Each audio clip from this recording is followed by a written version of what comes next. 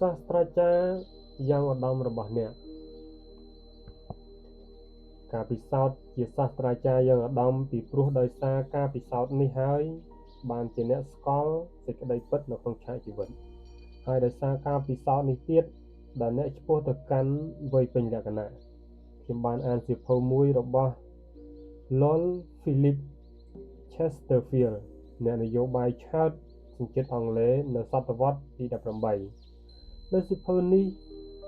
ជាគម្រោងលិខិតដែលគាត់បានសរសេរទៅកាន់បុត្រាគាត់ក្នុងគ្រាដែលគាត់មានមុខងារជាអគ្គរដ្ឋទូតប្រចាំទីក្រុង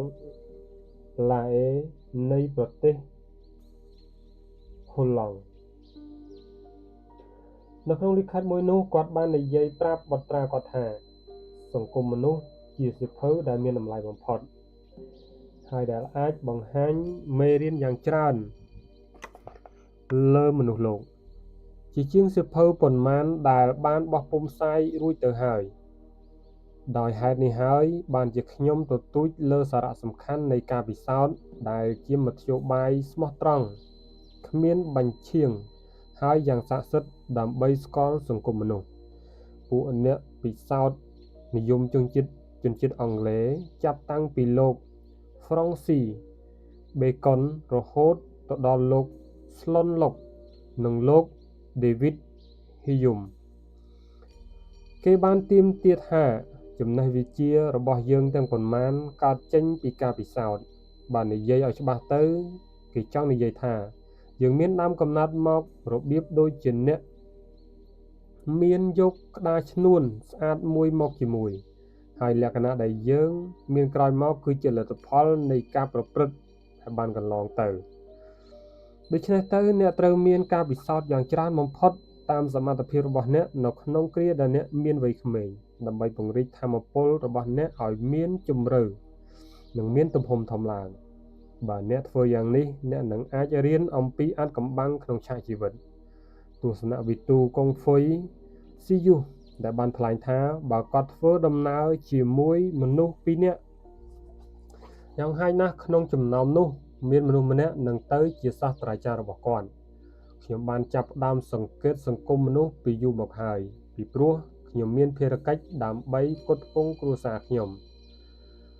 ក្នុងគ្រាដែលយើងបានភៀសខ្លួននៅក្រុងថេគូក្នុងសម័យនោះខ្ញុំមានឱកាសរៀនយ៉ាងល្អិតល្អន់អំពីរបៀបតាក់ទងក្នុងវិស័យមនុស្សលោកហើយខ្ញុំបានទទួលចំណេះវិជ្ជាផ្សេងទៀតផ្នែកបញ្ហាប្រកាសនិងរបររកស៊ីបញ្ហាប្រកួតប្រជែងនិងជោគជ័យការពិសោធន៍លឿនមុនវ័យធម្មតានេះបានទុកស្លាកស្នាមពេញមួយជីវិតរបស់ខ្ញុំក្រៅពីព្រឹត្តិការណ៍ដែលផ្ទុយនឹងសីលធម៌គ្មានអ្វីហាមឃាត់នឹងមិនឲ្យធ្វើការពិសោធន៍ទេអ្នកត្រូវបញ្ជូនខ្លួនអ្នកទាំងស្រុងទៅក្នុងផ្នែកកីឡាអ្នកត្រូវជំនះនៅក្នុងការសិក្សារបស់អ្នកត្រូវចងចំណងមិត្តភាពយ៉ាងច្រើនបំផុតហើយអ្នកអាចមានការជាប់ចិត្តស្នេហាអ្នកត្រូវសាកល្បងបើកគ្រឿងយន្តជីកដីអ្នកត្រូវរៀនបើកបររថយន្តអ្នកដើរឡើងលើភ្នំការធ្វើពិសោធន៍អ្វីមួយជួនកាលមានអត្ថប្រយោជន៍ជាជាងមិនធ្វើអ្វីសោះពីព្រោះការចេះដឹងកើតចេញមកពីការពិសោធន៍ខ្ញុំនៅតែទទូចជានិច្ចថាការពិសោធន៍ជាសាស្ត្រាចារ្យយ៉ាងឧត្តមបំផុតដែលយើងមិនអាចមានការប្រាថ្នាដើម្បីផ្ដល់យោបល់ដល់អ្នកអំពីព្រឹត្តិការណ៍ផ្សេងដោយសំអាងទៅលើការពិសោធន៍របស់ខ្ញុំមុនអ្វីទាំងអស់គ្រប់ពេលណាដែលអ្នកមានឱកាសអ្នកត្រូវធ្វើដំណើរការធ្វើដំណើរគឺជាការបើកទ្វារទៅលើជើងមេឃថ្មីអ្នកមិនត្រូវធ្វើដំណើរដើម្បីស្វែងរកការរីករាយសប្បាយតែមួយមុខប៉ុណ្ណោះឡើយព្រោះជាការនាំឲ្យខាតពេលវេលាបើសិនជាអ្នកគ្មានបានទាញមេរៀនអ្វីមួយកាលណាអ្នកធ្វើដំណើរអ្នកត្រូវប្រុងប្រៀបអារម្មណ៍ជានិច្ចហើយអ្នកកត់ត្រាទុកយ៉ាងហ្មត់ចត់នៅព្រឹត្តិការណ៍ផ្សេងដែលបានកើតឡើង អ្នកកត់ត្រាធម្មជាតិប្លែកៗគ្នាពីកន្លែងមួយទៅកន្លែងមួយទៀតហើយអ្នកចំណាំលក្ខណៈពិសេសនៃទីកន្លែងនីមួយៗអ្នកមិនត្រូវចោលកន្ទុយភ្នែកមើលទៅតែមួយផ្លេតប៉ុណ្ណោះឡើយអ្នកត្រូវពិនិត្យហួសពីសភាពខាងក្រៅព្រោះការចេះឆ្ងល់ការចង់ដឹងជាលក្ខណៈពិសេសនៃចំណេះរបស់អ្នកគ្មានទីកន្លែងណាដែលមិនសមទៅទស្សនាទេទោះបីមានទីកន្លែងខ្លះដែលមានសម្ផស្សគួរឲ្យជាប់ចិត្តជាងទីកន្លែងផ្សេងទៀតក៏ដោយមានសាធារណៈសំខាន់ក្នុងវិស័យប្រវត្តិសាស្ត្រឬក៏វប្បធម៌ខ្ញុំចោទជំពាក់គុណច្រើនណាស់ចំពោះក្រុមគ្រួសារខ្ញុំដោយខ្ញុំបានយកចិត្តទុកដាក់ដោយខ្ញុំមិនបានយកចិត្តទុកដាក់នឹងគ្រួសារខ្ញុំចាប់តាំងពីពេលដែលខ្ញុំចំណាយពេលកន្លះឆ្នាំជារៀងរាល់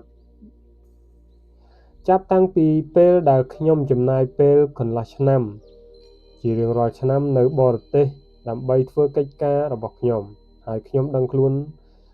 ថាខ្ញុំមានកំហុសដោយមិនចេះរកពេលវេលាជាបិតាដែលត្រូវមានវត្តមាននៅក្បែរបុត្រាបុត្រីរបស់ខ្លួនដើម្បីសងជំនួយវត្តមាននេះជួនកាលខ្ញុំបានបញ្ជូនកូនខ្ញុំទៅបរទេសក្នុងឱកាសវិស្សមកាលក្នុងគោលបំណងអប់រំវាពីព្រោះខ្ញុំមានការប្រាថ្នាចង់ឲ្យកូនទាំងពីរនោះមានលក្ខណៈជាអន្តរជាតិប៉ុន្តែខ្ញុំមិនដាល់បានបញ្ជូនបុត្រាបុត្រីខ្ញុំឲ្យធ្វើដំណើរទៅលំហែកាយដែលជាការខាតបង់ពេលវេលានិងប្រាក់កាសខ្ញុំតែងបានបញ្ជាក់ជាមុនថាកូនខ្ញុំមិនត្រូវទៅកាន់ទីកន្លែងល្បីៗនៃអរិយធម៌មជ្ឈិមប្រទេសដែលគេធ្លាប់ស្គាល់ទេតែទៅកាន់ប្រទេសផ្សេងៗទៀតដូចជាប្រទេសអេស៊ីបប្រទេសឥណ្ឌានិងទេសភាពនៃអរិយធម៌យ៉ាម៉ាយ៉ា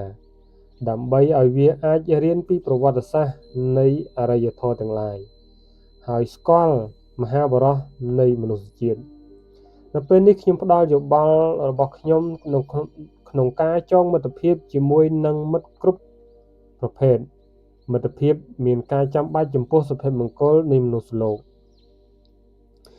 ការដែលមានមិត្តភ័ក្តិច្រើនមានន័យដូចជាយើងរៀបចំឲ្យមានមូលធនធំមួយ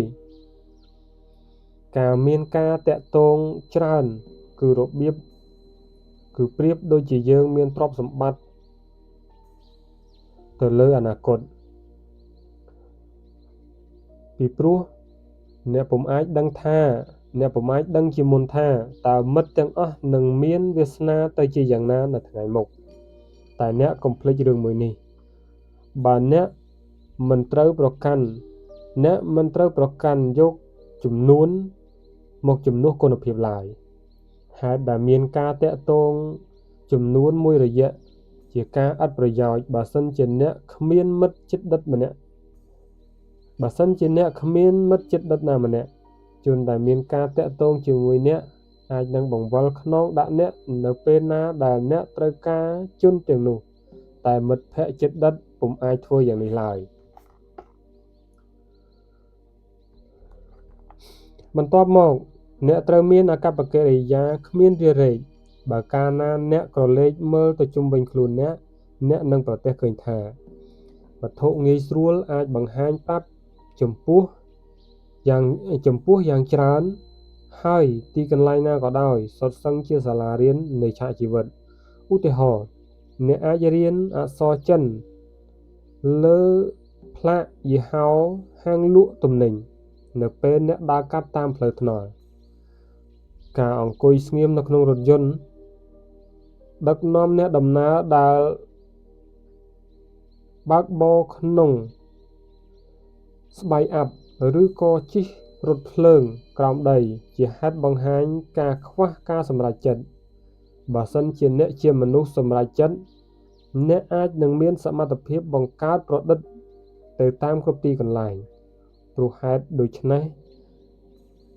អ្នកត្រូវមានសៀវភៅឬក៏ស្ដាប់ខ្សែកាសែតជាភាសាបរទេសនៅក្នុងពេលអ្នកធ្វើដំណើរក្នុងទីក្រុង អ្នកត្រូវមានសៀវភៅមួយជានិច្ចពីព្រោះសៀវភៅអាចផ្ដល់ការពិសោធន៍ដែលអ្នកពុំអាចធ្វើបានដោយខ្លួនឯងផ្ទាល់ដោយសារយើងមានការកម្រិតក្នុងពេលវេលានិងធ្វើដំណើរគ្រប់ទីចន្លោះយើងពុំអាចធ្វើការពិសោធន៍គ្រប់យ៉ាងនៅក្នុងជីវិតរបស់យើងនោះទេក៏ប៉ុន្តែយើងមានឱកាសជាច្រើនដើម្បីធ្វើការរៀនសូត្រពិសោធន៍អំពីជីវិតអ្នកឯទៀតពិតមែនហើយ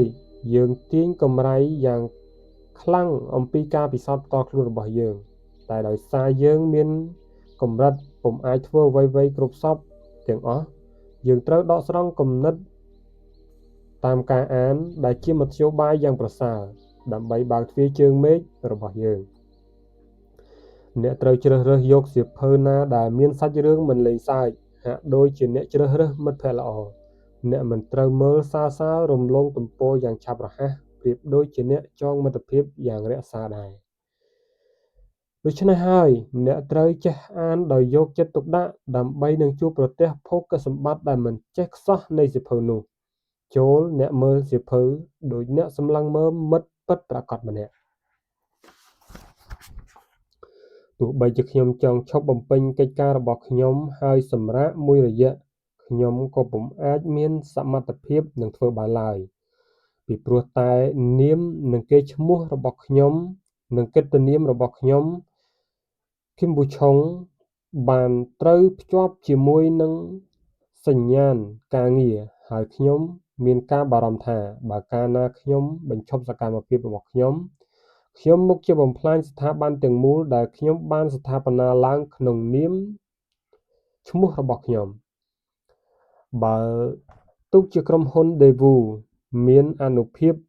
លើគម្រោងមុខរបរនិងសកម្មភាពឧស្សាហកម្មគ្រប់យ៉ាងខ្ញុំមិនព្រមឲ្យក្រុមហ៊ុនរបស់ខ្ញុំចូលអន្តរាគមន៍ក្នុងផ្នែកសកម្មភាពខ្លះៗហើយសកម្មភាពផ្នែក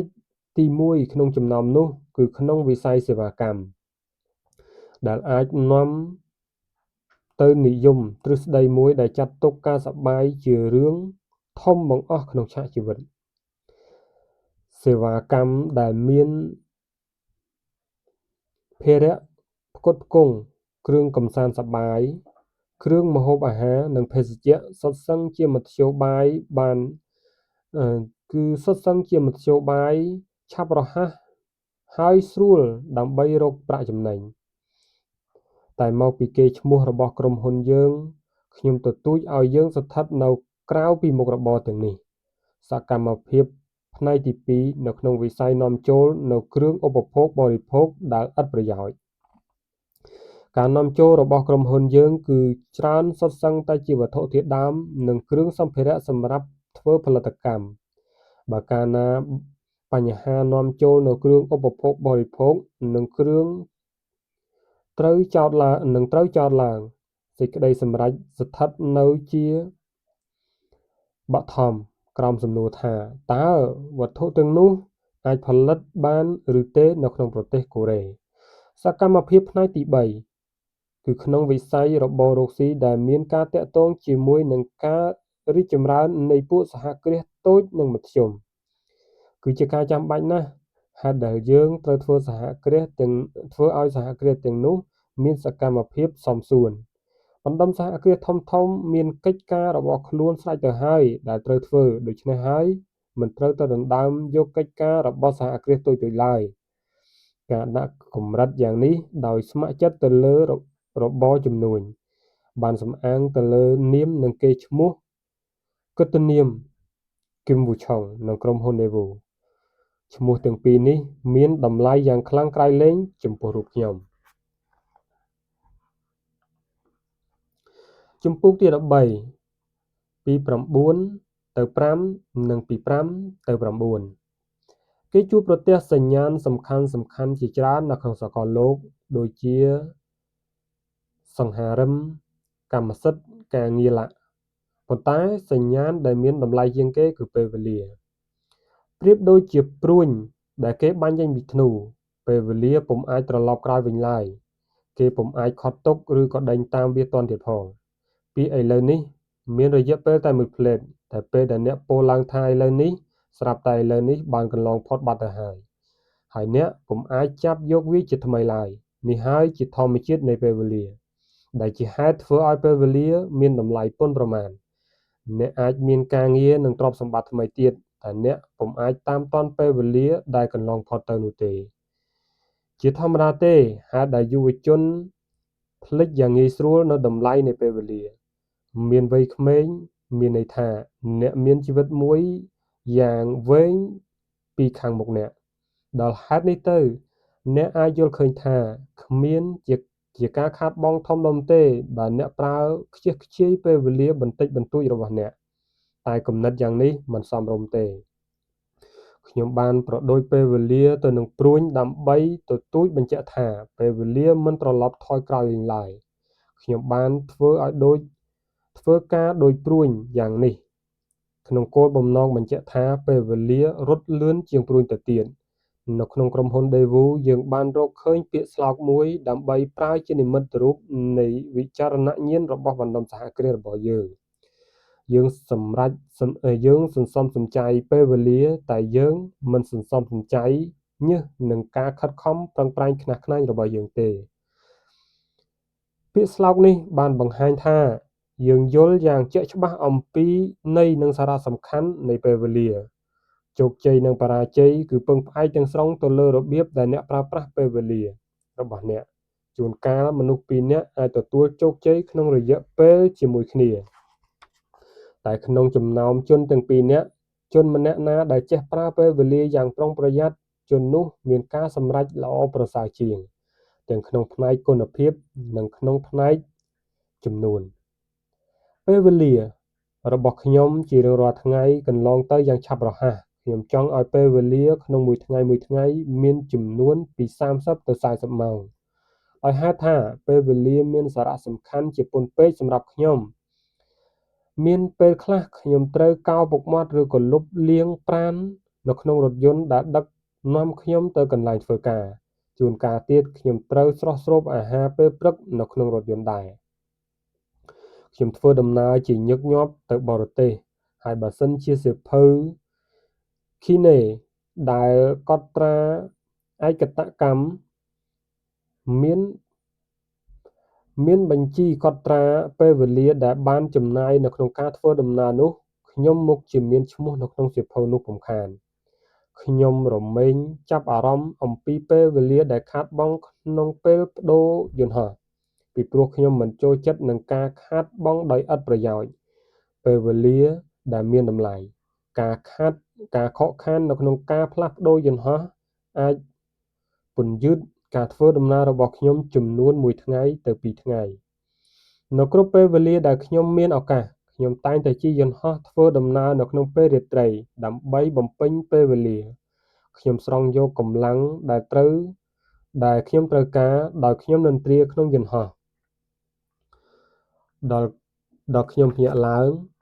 ខ្ញុំស្រួលចិត្តស្រួលកាយហើយខ្ញុំប្រុងប្រៀបជាមុនស្រេចសម្រាប់ការណាត់ជួប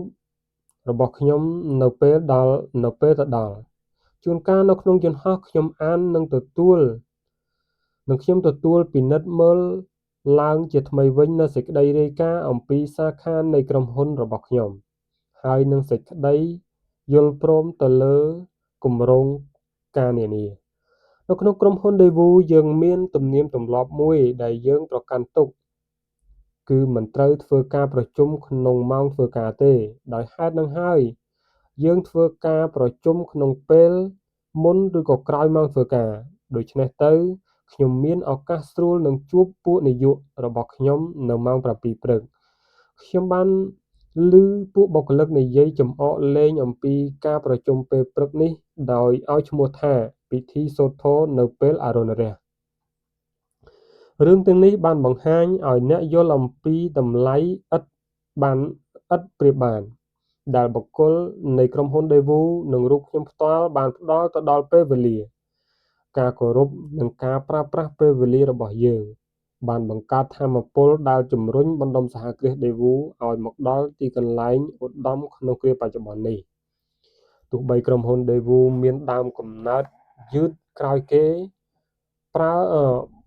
បើប្រដូចទៅនឹងបណ្ដុំសហគ្រាសកូរ៉េផ្សេងទៀតតែវ័យក្មេង និងពេលវេលាបានក្លាយជាភពសំណាងយ៉ាងធំសម្រាប់ក្រុមហ៊ុនយើងដោយសារក្រុមហ៊ុនយើងមានវ័យតិចហើយមានសមត្ថភាពនឹងបង្កើតឬក៏រក្សាឬក៏រកឃើញផលិតផលថ្មីមុនគេយើងគ្មានការរារាយចិត្តដោយយើងតម្រង់ឆ្ពោះទៅរកការលូតលាស់នៃក្រុមហ៊ុនរបស់យើងលើផ្ទៃអន្តរជាតិការរីកចម្រើនយ៉ាងឆាប់រហ័សរបស់យើងបានសម្រេចឡើងដោយសារយើងបានស្គាល់តម្លៃនៃពេលវេលាហើយនឹងដោយសារយើងចង់ធ្វើពលិកម្មដើម្បីរៀបចំអនាគតបើទោះជា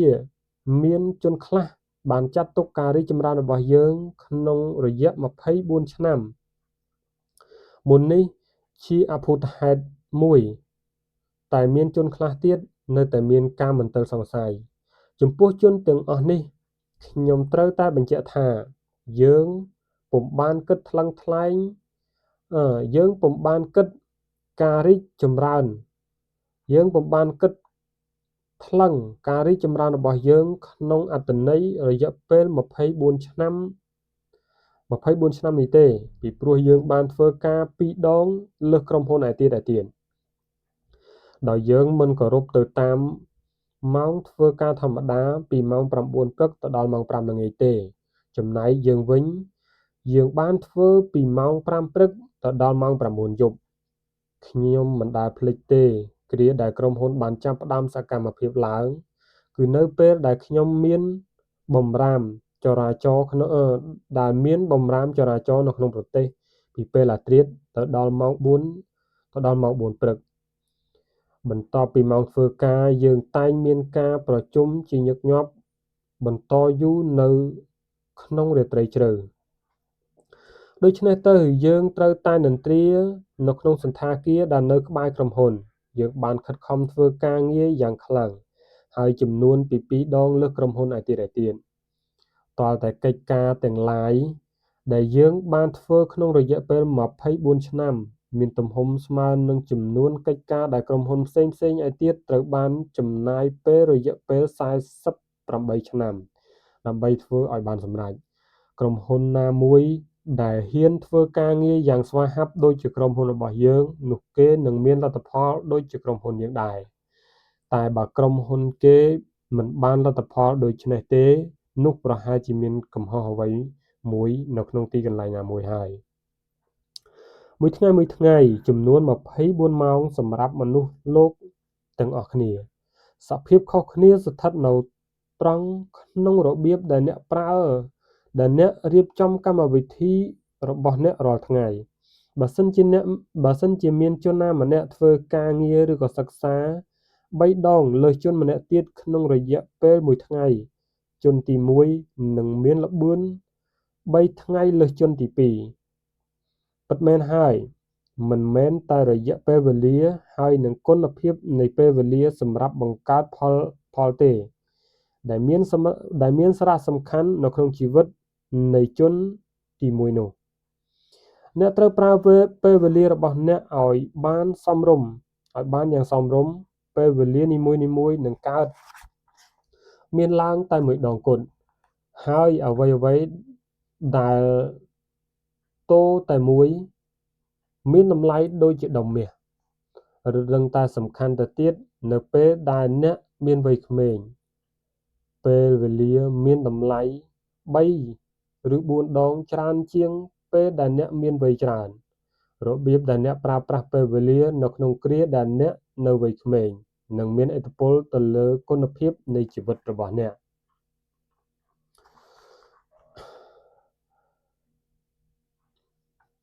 ដែលបានស្ទង់ពីរបៀបប្រើប្រាស់ពេលវេលាគាត់បានថ្លែងថាជីវិតមនុស្សលោកមានប្រវែងច្រើនបរិបូរណ៍ហើយបើអ្នកចេះប្រើយ៉ាងស័ក្តិសិទ្ធិពេលវេលារបស់អ្នកជីវិតរបស់អ្នកនឹងមានរយៈពេលវែងល្មមដើម្បីអនុញ្ញាតឲ្យអ្នកបំពេញឧត្តមប្រយោជន៍ណាមួយប៉ុន្តែបើអ្នកខ្ជះខ្ជាយជីវិតរបស់អ្នក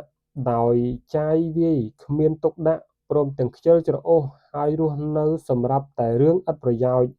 នោះជាការយឺតបន្តិចហើយទម្រាំតែអ្នកដឹងខ្លួននៅថ្ងៃក្រោយគាត់បញ្ជាក់បន្ថែមទៀតថាជីវិត មិនខ្លីដោយធម្មជាតិទេ ប៉ុន្តែយើងធ្វើឲ្យវាខ្លីដោយប្រើខ្ជះខ្ជាយពេលវេលា ជនម្នាក់រកស៊ីប្រកបហើយមានធនធានច្រើន តែបើគ្មានការប្រុងប្រយ័ត្នទេ ជននោះអាចនឹងបាត់បង់ទ្រព្យសម្បត្តិរបស់ខ្លួនក្នុងរយៈពេលយ៉ាងខ្លី ជនម្នាក់ទៀតអាចមានទ្រព្យសម្បត្តិបន្តិចបន្តួច ដែលមិនអាចផ្ទឹមនឹងជនទីមួយទេ តែជនទីពីរមានសេចក្តីប្រយ័ត្នហើយអាចរក្សាទ្រព្យសម្បត្តិរបស់ខ្លួនជាយូរអង្វែង ព្រមទាំងបង្កើតចំនួនថែមទៀត គោលការណ៍នេះអាចយកទៅអនុវត្តលើពេលវេលាដែរ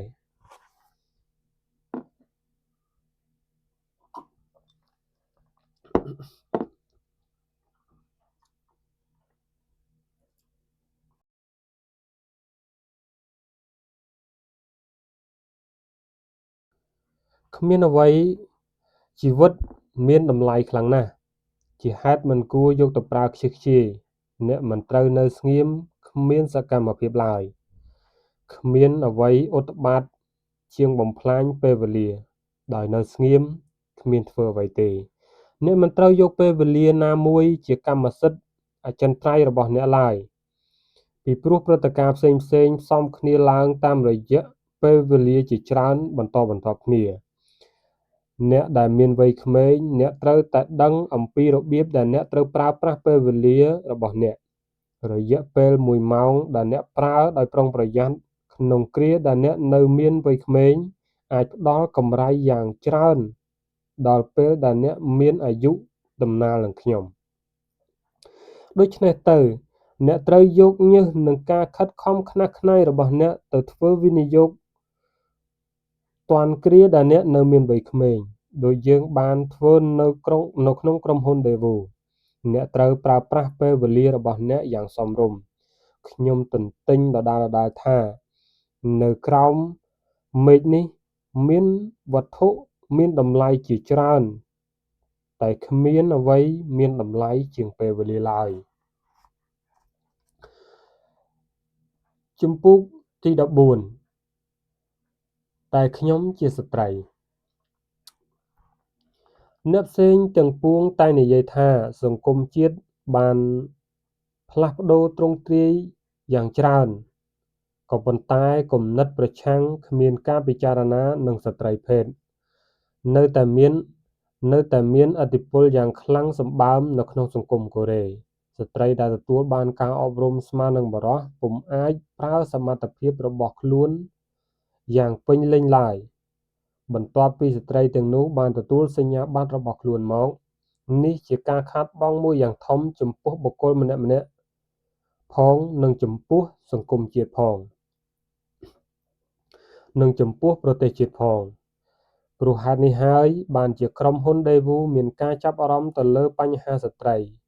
យើងមានសហគ្រាសមុនដំបូងបំផុតក្នុងប្រទេសកូរ៉េដែលបានបញ្ជូនឲ្យទៅធ្វើការស្ត្រីដែលបានរៀបការហើយ ព្រមទាំងបានផ្ដល់ការងារដល់ស្ត្រីដែលមានសញ្ញាបត្រពីសាកលវិទ្យាល័យ ក្នុងចំណោមស្ត្រីទាំងនេះ មានខ្លះបានឡើងដល់ឋានៈនាយក ហើយមានស្ត្រីចំនួន12នាក់បានទៅបំពេញកិច្ចការក្នុងគម្រោងការសំណង់របស់យើងនៅក្នុងប្រទេសលីប៊ី ដូច្នេះហើយស្ថានភាពរបស់ស្ត្រីនៅក្នុងប្រទេសកូរ៉េបានកាន់តែប្រសើរឡើង កាលណាខ្ញុំថ្លែងទៅកាន់យុវជន ជាធម្មតាខ្ញុំមិនដែលធ្វើការវែកញែកតាមលក្ខណៈបុរសឬក៏ស្ត្រីឡើយ តែក្នុងខណៈនេះខ្ញុំចង់និយាយពិសេសទៅកាន់យុវនារីនៃប្រទេសកូរ៉េ មានហេតុភេទជាច្រើនដែលបានធ្វើឲ្យមុខងាររបស់ស្ត្រីមានព្រំដែន ហើយជាការរារាំងមិនឲ្យស្ត្រីបង្ហាញសមត្ថភាពរបស់ខ្លួនយ៉ាងពេញលេញ ហេតុភេទទីមួយដែលយើងនឹកឃើញភ្លាម គឺអាកប្បកិរិយាចាស់គំរិលហួសសម័យនៅក្នុងសង្គមជាតិ ដែលបានចាត់ទុកបុរសជាមនុស្សធ្វើការក្រៅផ្ទះ ចំណែកឯស្ត្រីវិញជាមនុស្សធ្វើការនៅក្នុងផ្ទះ ដូច្នេះទៅក្នុងប្រទេសកូរ៉េតាមទំនៀមទម្លាប់យើងបានផ្ដល់លើស្ត្រីជាមុខងារខាងក្នុងផ្ទះគឺមេផ្ទះ អត្ថន័យនេះបានរាលដាលរហូតធ្វើឲ្យសង្គមជាតិកូរ៉េប្រមូលផ្ដុំទៅលើបុរស ហើយคล้ายទៅជាសង្គមមួយដែលមានការប្រគល់អំណាចទាំងស្រុងទៅលើបិតាដែលចាត់ទុកកន្លែងតូចបំផុតសម្រាប់ស្ត្រីនៅក្នុងការចូលរួមសកម្មភាពនៃសង្គមជាតិដោយហេតុនេះហើយបានជាគោលការណ៍ទាំងនេះបានដាក់ព្រំដែនលើទីផ្សារការងារនៃប្រទេសកូរ៉េតែរចនាសម្ព័ន្ធនៃសង្គមជាតិតាមប្រពៃណីនិយមដោយតម្កល់ទុកបិតាជាធំ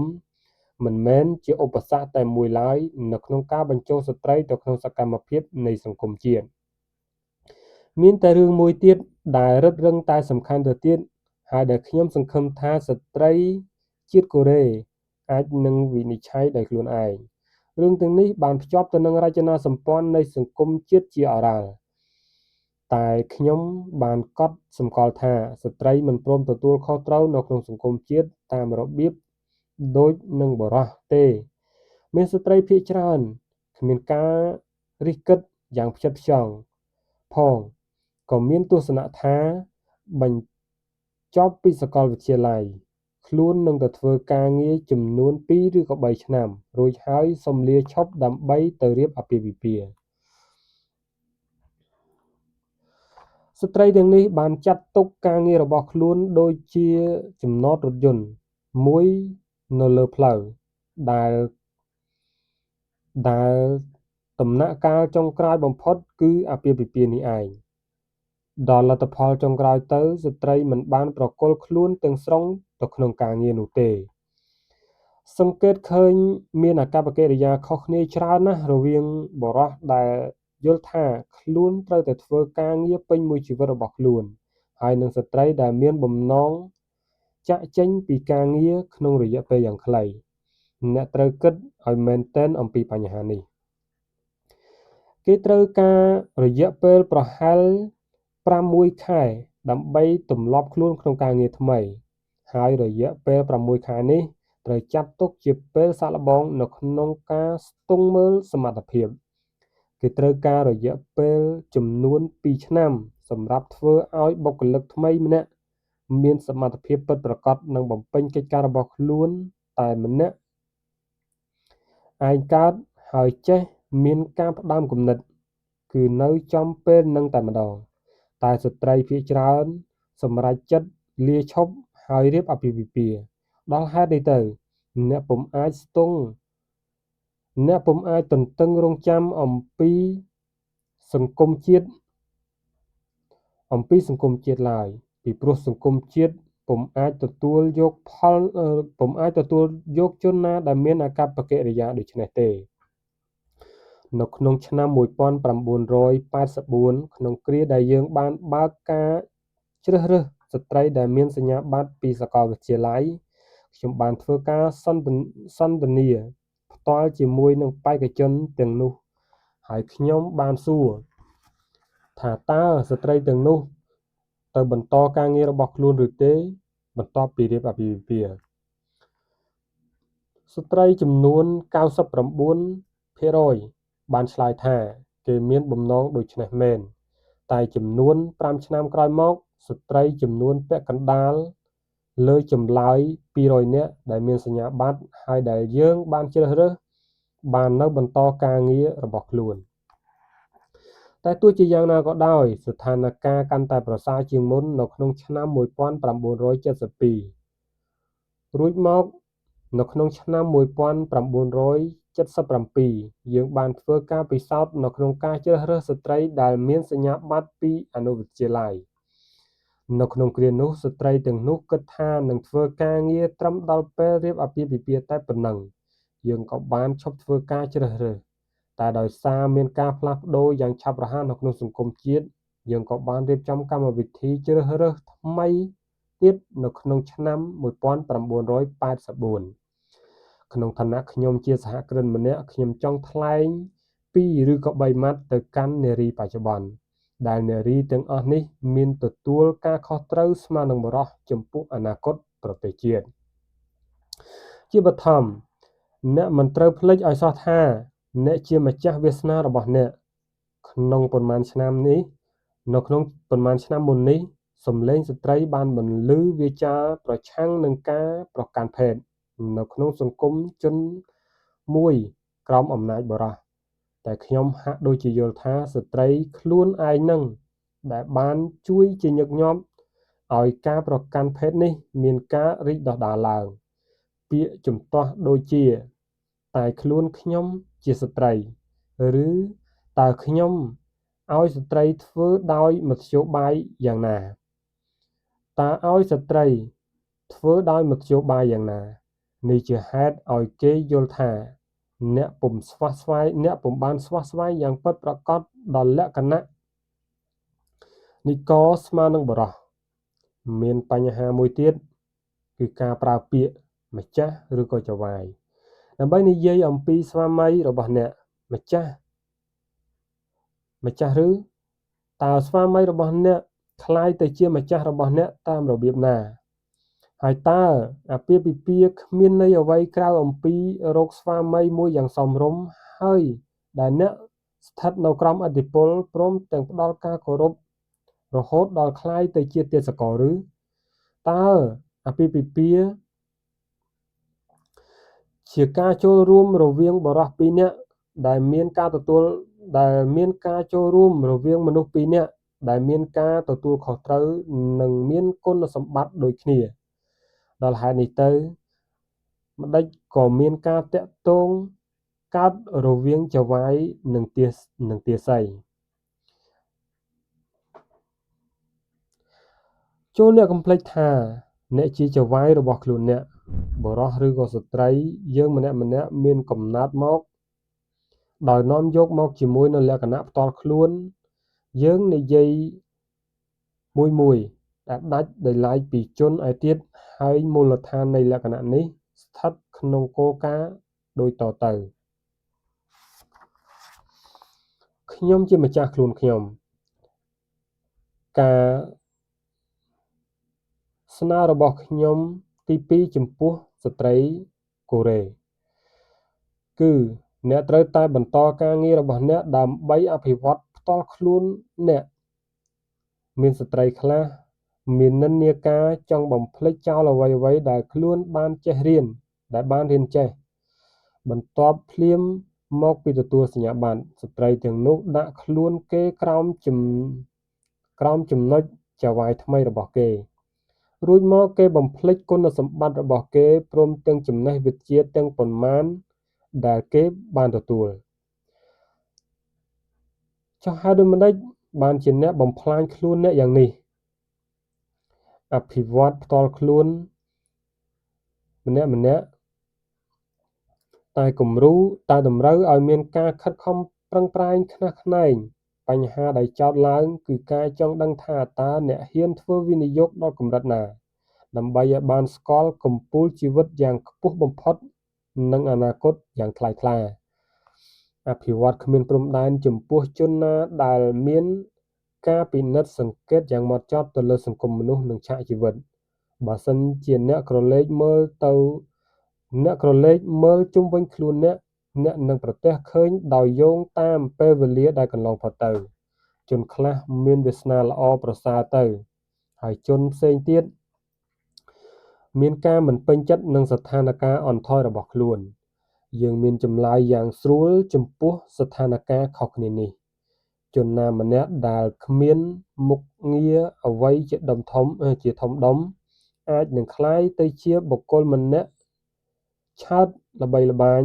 បើសិនជាជននេះបានខិតខំប្រឹងប្រែងពីពេលនេះតទៅដើម្បីបំពេញគោលបំណងរបស់ខ្លួនតែជនម្នាក់ទៀតដែលកាលពីអតីតកាលមានកេរ្តិ៍ឈ្មោះល្បីអាចនឹងក្លាយទៅជាមនុស្សគ្មានអនាគតបើសិនជាជននោះស្ថិតនៅស្ងៀមហើយលែងព្យាយាមក្នុងការខិតខំប្រឹងប្រែងរបស់ខ្លួនអ្នកត្រូវតែអភិវឌ្ឍខ្លួនផ្ទាល់អ្នកត្រូវតែបន្តអភិវឌ្ឍផ្ទាល់ខ្លួនរបស់អ្នកបន្ទាប់ពីអ្នកបានទទួលសញ្ញាបត្រអាពាហ៍ពិពាហ៍ឬក៏អាពាហ៍ពិពាហ៍អ្នកតាំងខ្លួនជាស្ត្រីដែលមានការតស៊ូហើយស្វែងរកកលៈទេសៈថ្មីនិងការសិក្សាទៅទៀតខ្ញុំចង់និយាយអំពីរឿងផ្សេងទៀតចំពោះយុវនារីដែលមានបំណងពិតប្រាកដ ប្រើថាមពលរបស់ខ្លួនទាំងស្រុងនៅក្នុងសង្គមជាតិអ្នកត្រូវមានមនសិការយ៉ាងពេញលេញនៅក្នុងវិស័យវិជ្ជាជីវៈអ្នកមិនត្រូវពេញចិត្តទទួលទាំងល្ងិតល្ងងនៅកិច្ចការណាដែលគេប្រគល់ឲ្យធ្វើនិងធ្វើកិច្ចការណាដែលគេរងចាំអំពីអ្នកឡើយគឺតាមរបៀបនេះហើយដែលស្ត្រីជាតិកូរ៉េបានប្រព្រឹត្តមកទល់នឹងពេលនេះហើយជាហេតុធ្វើឲ្យសហគ្រាសមិនសូវចូលចិត្តនិងជ្រើសរើសឲ្យចូលធ្វើការបើអ្នកសង្ឃឹមចង់បានពិតប្រាកដការទទួលស្គាល់សមត្ថភាពរបស់អ្នកស្មើនឹងសហសេវករបស់អ្នកត្រូវធ្វើឲ្យកិច្ចការរបស់អ្នកមានការរីកចម្រើនហើយអ្នកទទួលការខុសត្រូវនៅក្នុងកិច្ចការរបស់អ្នកត្រូវបំពេញកិច្ចការរបស់អ្នកឲ្យមានប្រសិទ្ធភាពយ៉ាងហោចណាស់ស្មើនឹងបុរសដូច្នេះទៅសហគ្រាសដែលមានការញញើតនឹងជ្រើសរើសយកអ្នកដូច្នេះទៅសហគ្រាសនឹងលែងមានការញញើតនឹងជ្រើសរើសយកអ្នកហើយអ្នកនឹងមានសមត្ថភាពនឹងធ្វើឲ្យនិន្នាការតាមប្រពៃណី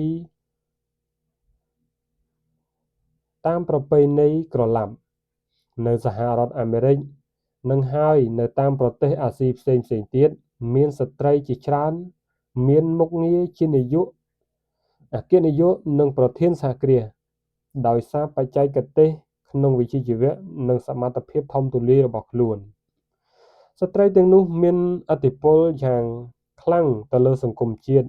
ខ្ញុំមិនអាចជឿថាស្ត្រីជាតិកូរ៉េពុំអាចមានលទ្ធផលដូចនេះឡើយ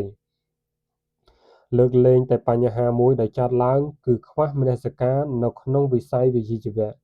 ហើយនឹងជំនឿថាការធ្វើឲ្យជាប់រវល់ទម្រាំរៀបអាពាហ៍ពិពាហ៍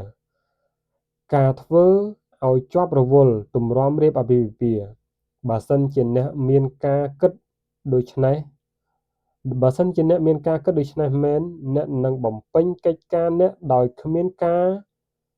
រិះគិតហើយអ្នកនឹងព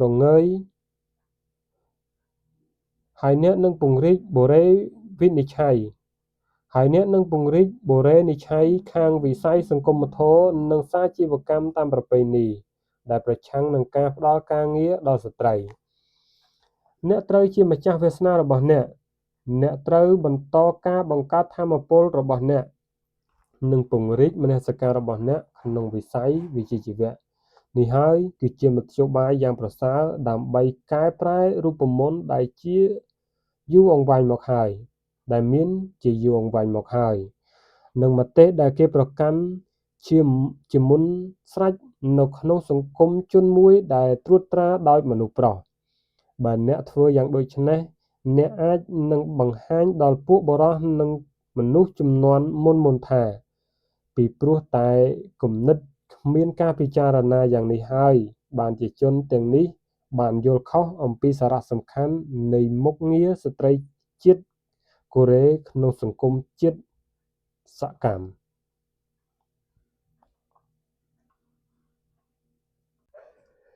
ជំពូកទី15ទ្រង់បក្សី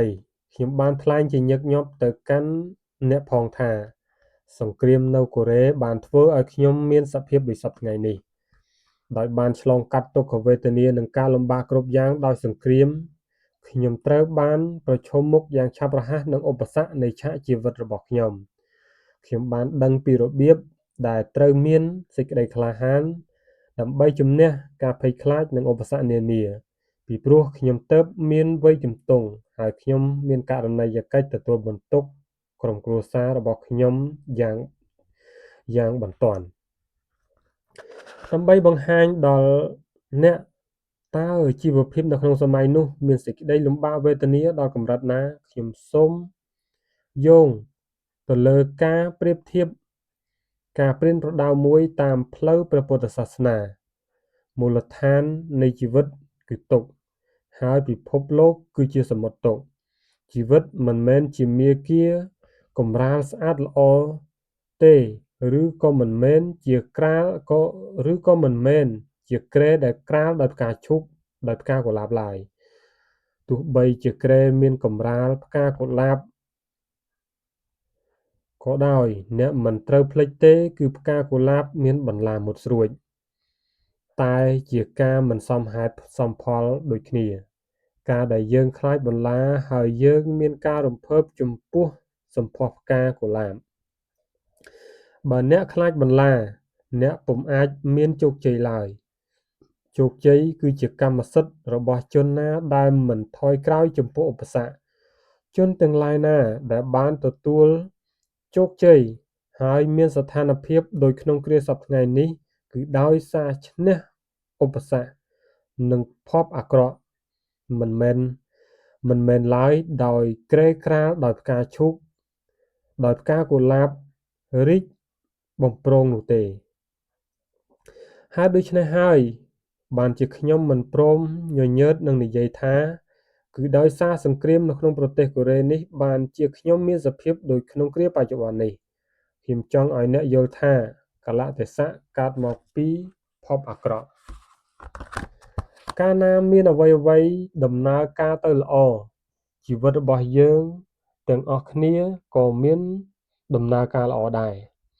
តែបើព្រឹត្តិការណ៍មានដំណើរការល្អសម្រាប់មនុស្សទាំងអស់គ្នាអ្នកត្រូវដណ្ដឹងសួរថាចុះមានកត្តាអ្វីអាចធ្វើឲ្យអ្នកមានសុខតើកត្តាអ្វីដែលធ្វើឲ្យអ្នកមានភាពខុសពីជនឯទៀតយើងលើកជាឧទាហរណ៍នៃនិស្សិតម្នាក់ដែលមានប្រាជ្ញាឆ្លាសវៃដោយបានដឹងខ្លួនថាជាអ្នកមានខ្លួនមានប្រាជ្ញានិស្សិតនោះមិនសូវខិតខំរៀនប៉ុន្មានទេនៅក្នុងឆ្នាំទី1និងទី2ហើយបានទទួលពិន្ទុយ៉ាងសមរម្យនិស្សិតនោះបានបំរុងខ្លួននឹងសិក្សាយ៉ាងខ្លាំងនៅឆ្នាំទី3ដោយយល់ថាគ្រាន់តែបន្ថែមល្បឿននៅក្នុងការសិក្សាបន្តិចទៅនោះខ្លួននឹងទទួលសញ្ញាបត្រយ៉ាងស្រួលតើនេះជាការពិតឬទោះបីជានិស្សិតនោះខិតខំចំនួន2ឬក៏3ដងលើសធម្មតានៅក្នុងឆ្នាំចុងក្រោយក្តីក៏ពិតជាមិនបានសម្រេចពិន្ទុរបស់និស្សិតនោះពុំអាចកើនល្អទេពីព្រោះនិស្សិតឯទៀតដែលបានខិតខំយ៉ាងខ្លាំងមកទល់នឹងពេលនេះនឹងបន្តការសិក្សាយ៉ាងពេញទំហឹងនៅក្នុងឆ្នាំចុងក្រោយទៀតបើនិស្សិតនោះខំប្រឹងសិក្សាឲ្យមែនទែន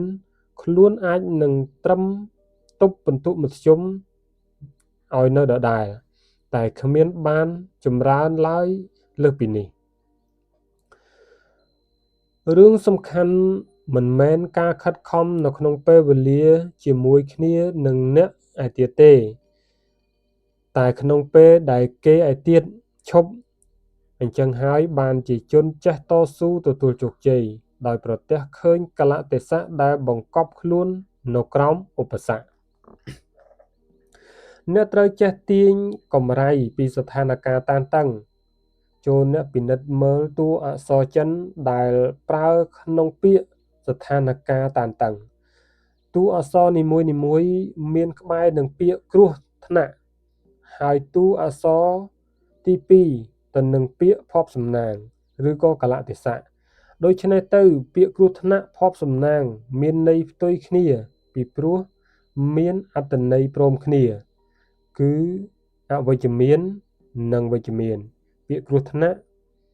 និងភ័ព្វសំណាងផ្ដល់សមត្ថភាពដល់យើងក្នុងការជ្រើសរើសទិសណាមួយនៅក្នុងចំណោមទិសទាំងពីរដោយហេតុនេះហើយពាក្យស្ថានភាពតានតឹងនិងភ័ព្វសំណាងអាចនាំឲ្យមានស្ថានភាពអាក្រក់ឬក៏ល្អជនដែលមានទុតិដ្ឋិនិយមឲ្យអត្ថន័យអវិជ្ជមានទៅលើពាក្យផ្ដុំពាក្យផ្គុំគ្រោះថ្នាក់និងភ័ព្វសំណាងហើយជននេះក៏ផុងខ្លួនទៅនឹងសេចក្តីអស់សង្ឃឹមចំណែកឯជនមានសុទិដ្ឋិនិយមហើយបើមានចរិយាឆ្លោះ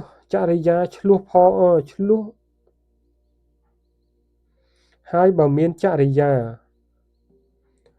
ប្រឆ្លោះបន្តិចផង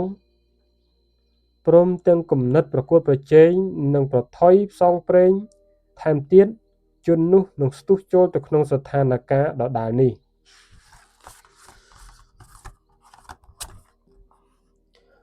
សេចក្តីសង្ឃឹមនិងសេចក្តីទុកចិត្តជនចុងក្រោយនេះគឺជាជន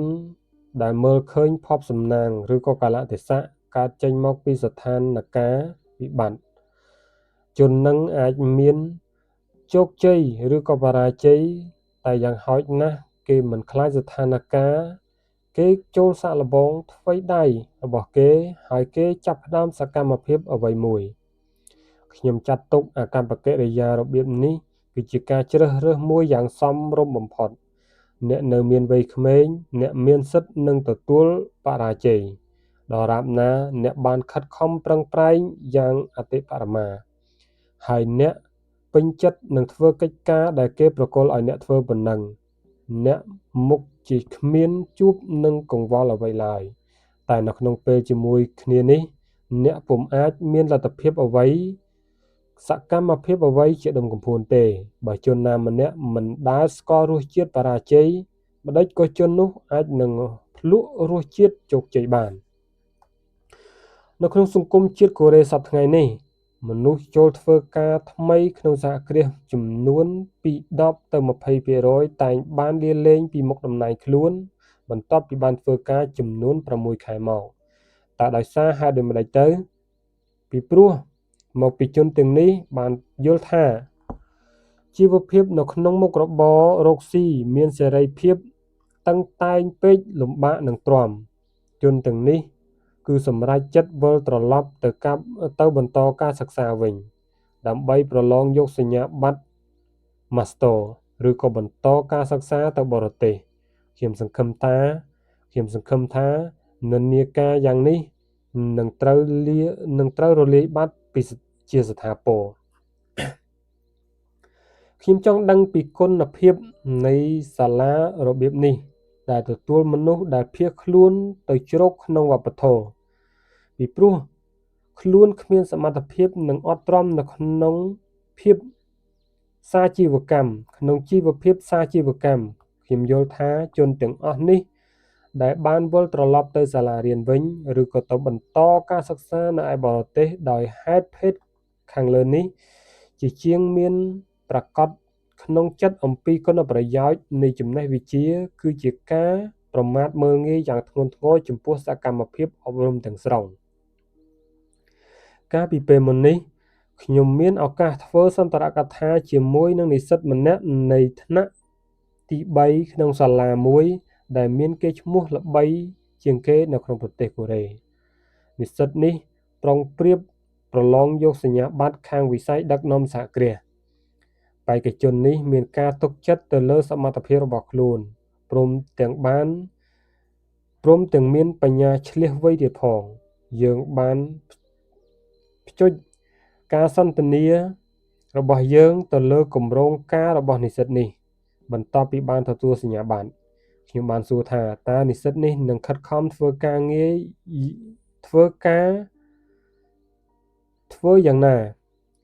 ងណាបន្ទាប់ពីការចាកចេញពីសាកលវិទ្យាល័យខ្ញុំបានសួរថាតើនិស្សិតនេះនឹងខិតខំធ្វើការងារឬក៏យ៉ាងណាបន្ទាប់ពីចាកចេញពីសាកលវិទ្យាល័យដោយនិស្សិតនេះបានឆ្លើយថាខ្លួននឹងរកការងារធ្វើដូច្នេះមែនខ្ញុំក៏បានឲ្យយោបល់ថាគួរតែមកធ្វើការងារជាមួយនឹងក្រុមហ៊ុន Daewoo ដែលដល់និស្សិតនេះឆ្លើយថាខ្លួនមិនចូលចិត្តនឹងក្រុមហ៊ុនរបស់ខ្ញុំទេខ្ញុំក៏សួរអំពីហេតុភេទនៃចម្លើយរបៀបនេះនិស្សិតនេះក៏បាននិយាយថាពីព្រោះនៅក្នុងក្រុមហ៊ុន Daewoo គេតម្រូវឲ្យបុគ្គលិកធ្វើការច្រើនពេកខ្ញុំក៏បានបន្តសំណួរថាតើនិស្សិតនេះចូលចិត្តធ្វើការងារនៅទីកន្លែងណាយុវជននេះបានឆ្លើយតបមកថាខ្លួនចូលចិត្តធ្វើការងារក្នុងសហគ្រាសបរទេសពីព្រោះគេឲ្យបៀវត្សខ្ពស់ហើយផ្ដល់ពេលវេលាទំនេរច្រើនការសន្ទនានេះក៏ត្រូវបានបញ្ចប់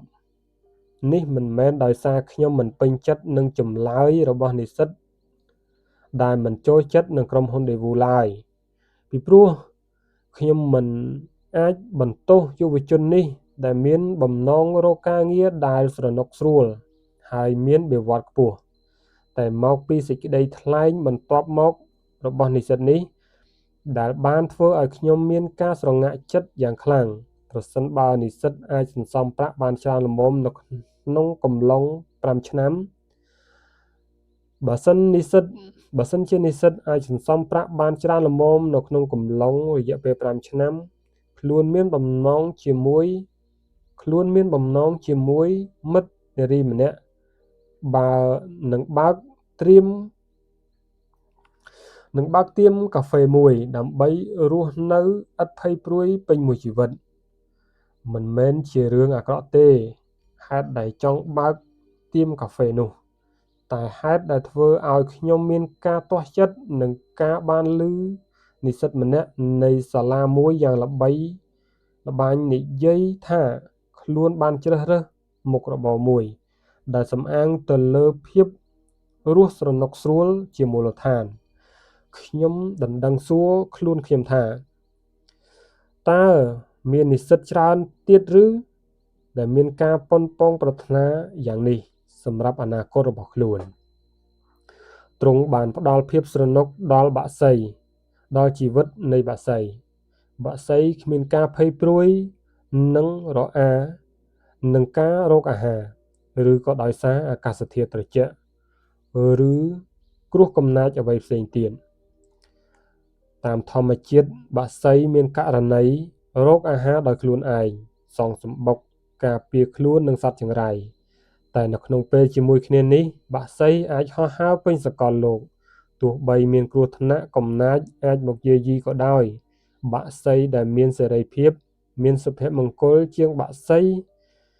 ជាប់ក្នុងទ្រុងដែលគ្មានអ្វីផ្សេងក្រៅពីផាសុកភាពប៉ុណ្ណោះពិភពលោកមានទំហំធំធេងហើយមានវត្ថុច្រើនណាស់ដែលយើងត្រូវស្វែងរកខ្ញុំសង្ឃឹមថាអ្នកនឹងបំភ្លេចចោលនៅគំនិតទាំងឡាយណាដែលទាក់ទាញអ្នកឲ្យចូលទៅក្នុងទ្រុងមួយជីវិតរបស់អ្នកមិនត្រូវមានការបារម្ភខ្លាចចំពោះអ្វីដែលអ្នកមិនស្គាល់ហើយអ្នកមិនត្រូវខ្លាចបរាជ័យឡើយនេះហើយគឺជាគុណសម្បត្តិពិសេសនិងជាករណីយកិច្ចរបស់យុវជនដែលអាចកែប្រែវិបត្តិឲ្យคล้ายទៅជាកលៈទេសៈហើយឈរទល់មុខនឹងឧបសគ្គព្រមទាំងឆន្ទៈចូលប្រកួតប្រឡងថ្វីដៃអ្នកមិនត្រូវចោះចាញ់ចំពោះឧបសគ្គអ្នកត្រូវយកធម៌ពលនិងការសម្រេចចិត្តគ្មានការរារែករបស់អ្នកទៅវាយប្រឆាំងតបតវិញ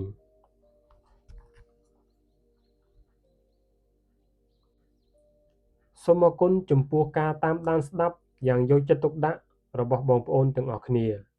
ហើយបើមានការខុសឆ្គងរំលងសេចក្តីប្រែសម្រាយត្រង់ណាមួយមិនសមរម្យដោយចេតនា